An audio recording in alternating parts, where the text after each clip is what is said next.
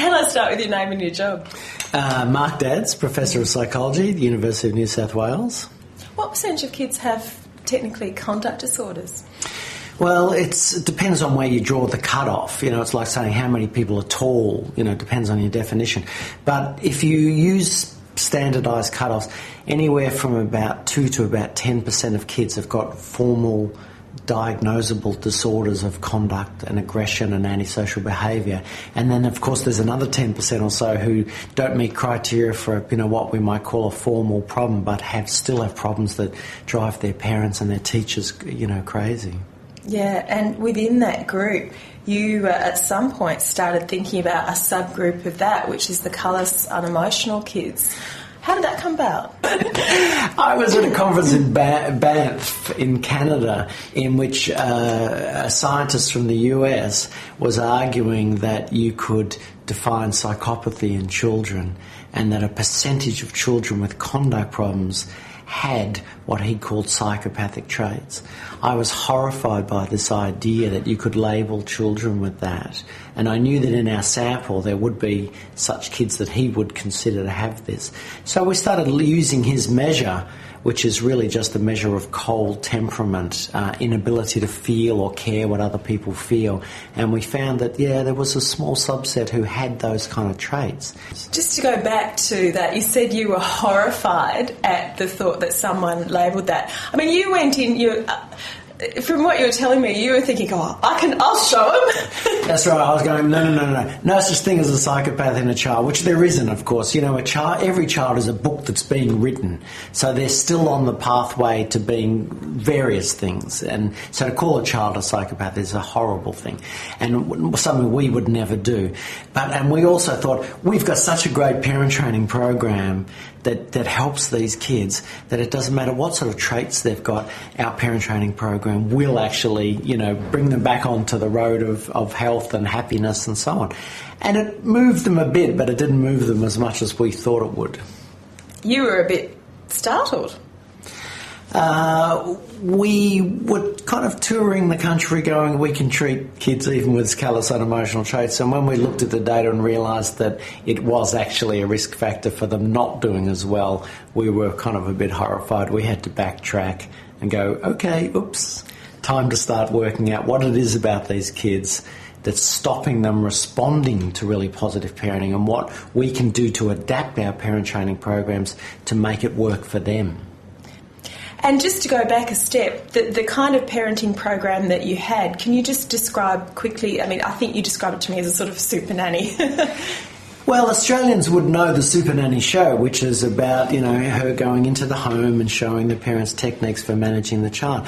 The science of that kind of positive parenting is really well known, and psychologists have been working on this for decades now, how to actually help parents or empower parents to use positive parenting techniques with their children to correct emotional and behavioural problems.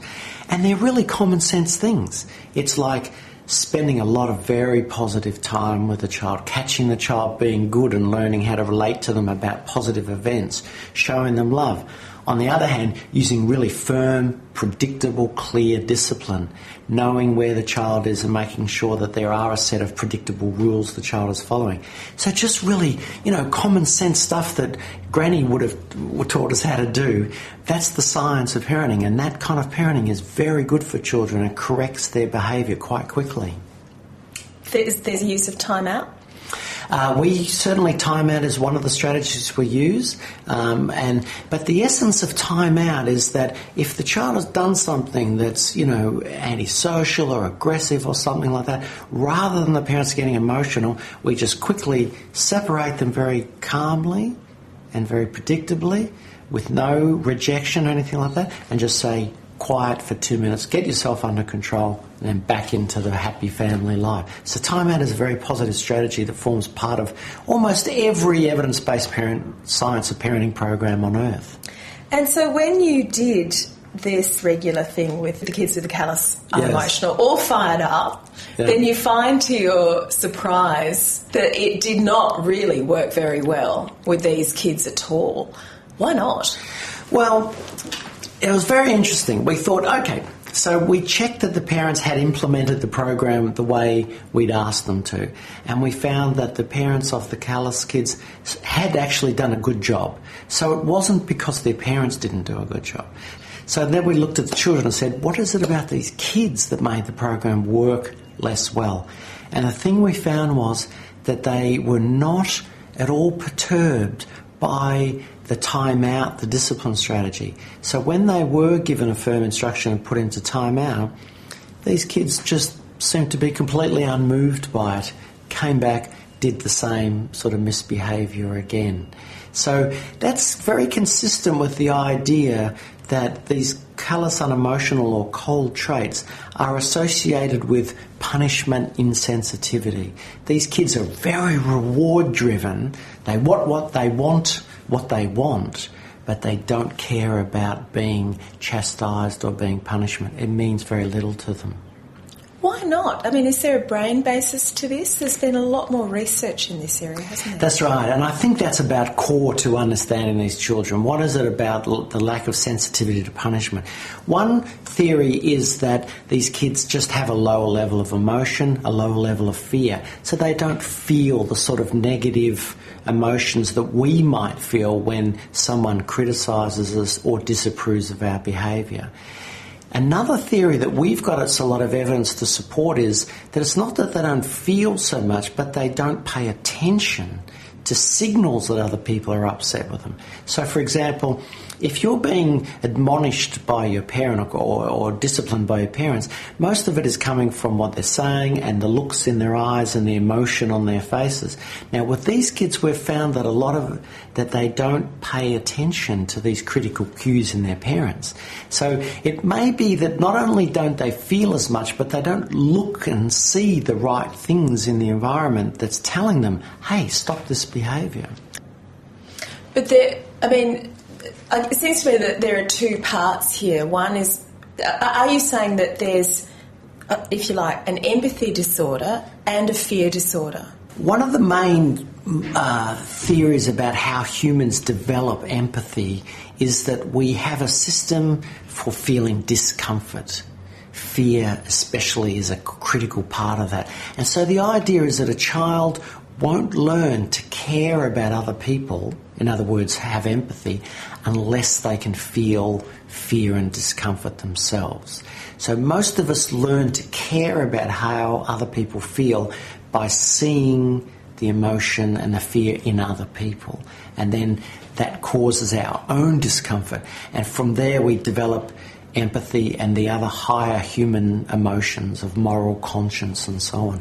So if you don't feel discomfort or fear yourself, or you don't notice it in other people, you're highly unlikely to develop the higher order human functions of empathy and moral conscience. So you can have, because that's another thing that's confused me until recently, the difference between Asperger's and psychopathy, if they're both empathy disorders. Can you have both psychopathy and autism spectrum, Asperger's, for example? Yes, you can. In fact, there's an idea that double hit, you can actually have both. The difference between them is very interesting. First of all, it's very important to say that people with autism and Asperger's are not generally antisocial and violent. It's very important to realise that. However, both psychopathy and autism have disorders of empathy, but we think that they're different in that in autism it's a very cognitive misunderstanding of other people. They simply don't get the why people are the way they are and so on. In psychopathy, it's more about the underlying feelings. They can understand the way other people are and what they do, but they just don't feel it. So with psychopathy, it's kind of a sort of affective empathy. With autism, it's more about theory of mind or mentalising or understanding, intellectually how other people are. So in some situations, can you have both Asperger's and psychopathy? Yes, and we do see a lot of children that we spend a lot of time debating, is this autistic spectrum? Is this conduct disorder? Is it a little bit of both? Very, very difficult, because psychiatric diagnoses are not exact sciences. And so trying to work out what's the best for each child really, really is a very skillful thing that's a combination of clinical experience and science. Can you tell me why you think your traditional parenting program didn't work in a nutshell?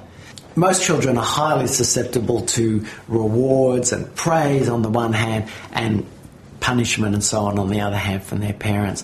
But we figure with the high callous unemotional traits that while they're still very, very out there to get rewards and praise and everything they can get, that they're just less susceptible to any form of discipline. It just doesn't move them emotionally in any way. So these children are very, very hard to use a discipline strategy that actually changes their behaviour. They just effectively don't care about punishment. Turn a blind eye to various forms of discipline. And so, that has a terrible effect on the parent, because the first thing they do is start to escalate their punishment to try and make it work. And of course that leads to just really huge battles that happen every day. They must be incredibly challenging to work with, these kids. Very challenging for their parents because discipline strategies don't work all that well. Very challenging in that we love to think that our children are going to be caring, empathic people. And to look at your own child and realise they don't seem to care about the emotions of others is a tricky moment for parents. So one of our jobs is, first of all, to try and support parents who are finding that their child has these traits, and it's hard for them to maintain the love and the closeness and so on. So we spend a lot of time supporting the parents for whom that is very difficult. What are they like, these kids? You see them?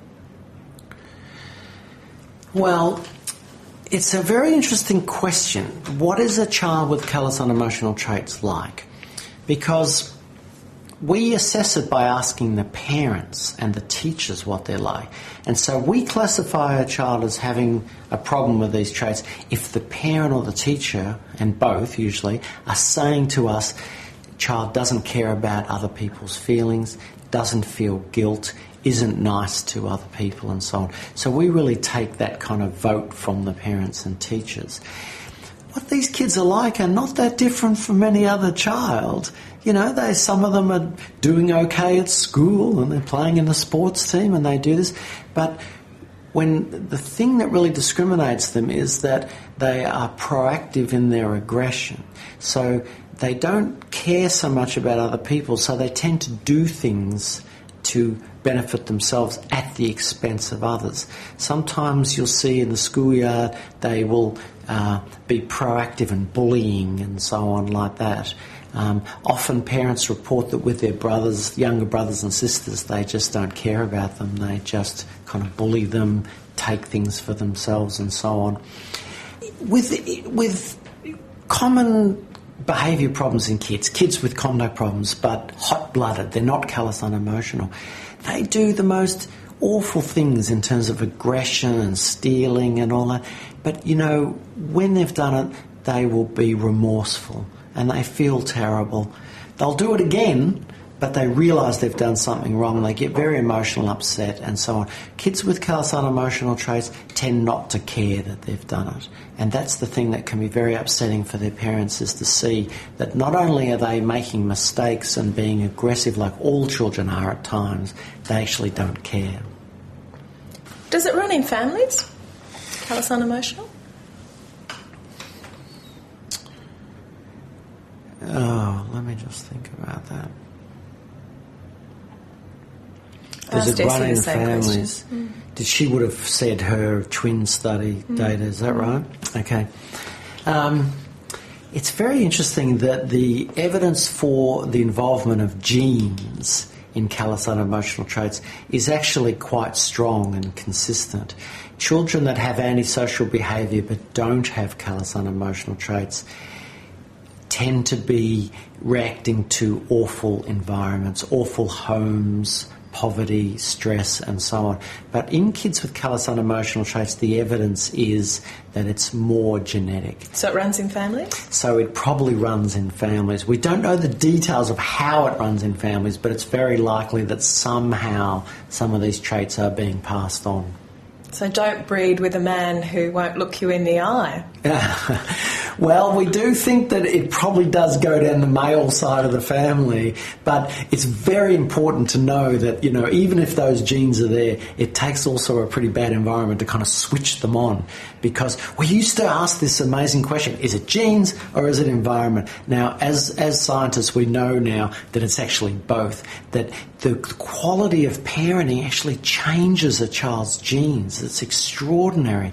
And the genes that are turned on or off in a child actually change the parenting. They attract different sorts of parenting towards them.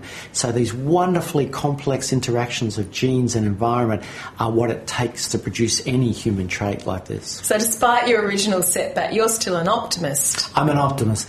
Good parenting, clean water of mental health. And it's the first thing we need to do to make these things better.